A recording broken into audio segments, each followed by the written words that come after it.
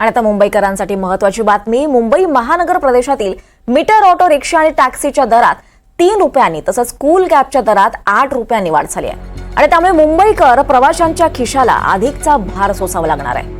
नव्या दरानुसार भाडेवाढ करण्यासाठी मीटरमध्ये फेरबदल करण्याची मुदत एप्रिल महिन्याच्या शेवटपर्यंत असून तोपर्यंत सुधारित भाडे आकारण्याचा चार्ट देण्यात आलाय। प्रस्तावित दरानुसार रिक्षाचे भाडे 11% आणि टॅक्सीचे भाडे 10% वाढले। तसंच कूल कॅबच्या भाड्यातही 20% वाढ करण्यात आली आहे। त्यामुळे प्रवाशांना अतिरिक्त भुर्दंड सहन करावा लागणार आहे। तर दुसरीकडे एलपीजी गॅस सिलेंडरच्या दरात कपात करण्यात आली आहे। व्यावसायिक सिलेंडरची किंमत 7 रुपयांनी कमी झाली आहे। मुंबईत 19 किलोचा सिलेंडर कपातीनंतर 1749 रुपयांना मिळणार आहे।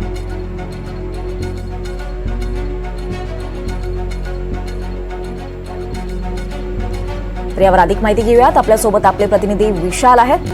विशाल, एकीकडे खरं तर काही खुशी आणि काही गम असं स्थिती म्हणावी लागेल, कारण एकीकडे ऑटो रिक्षा आणि टॅक्सीच्या दरात वाढ झाली आणि दुसरीकडे एलपीजी गॅसच्या दरात कपात करण्यात आली आहे। काय नेमक्या प्रतिक्रिया येतात नागरिकांमधून?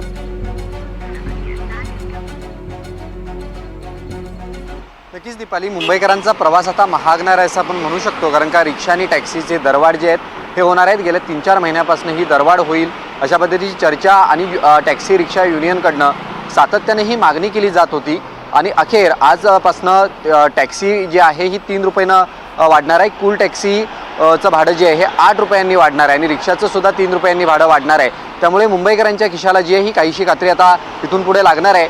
सातत्यानं रिक्षा चालक आणि टॅक्सी चालकांचं म्हणणं होतं की इंधनांचे दर जे आहेत हे वाढत आहेत, CNGचे दर सातत्यानं वाढत आहेत, त्यामुळे आम्हाला अशा पद्धतीनं भाडेवाढ करणं गरजेचं आहे, अशा पद्धतीची मागणी करणे गरजेचं आहे असं टॅक्सी आणि रिक्षा चालकांचं म्हणणं होतं आणि आजपासून हे दर जे आहेत हे लागू होणार आहेत।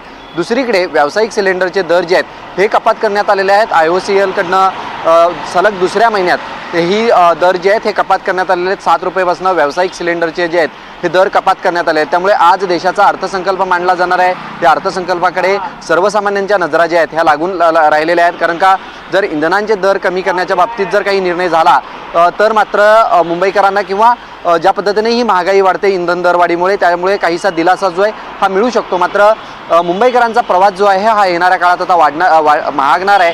3 रुपयांना हे दर जे आहेत हे वाढलेले आहेत। त्याचसोबत AC टॅक्सीचे दर जे आहेत हे 8 रुपयांना महागलेले आहेत। दीपाली, नक्कीच धन्यवाद विशाल, आपण दिलेल्या या सगळ्या सविस्तर माहितीसाठी।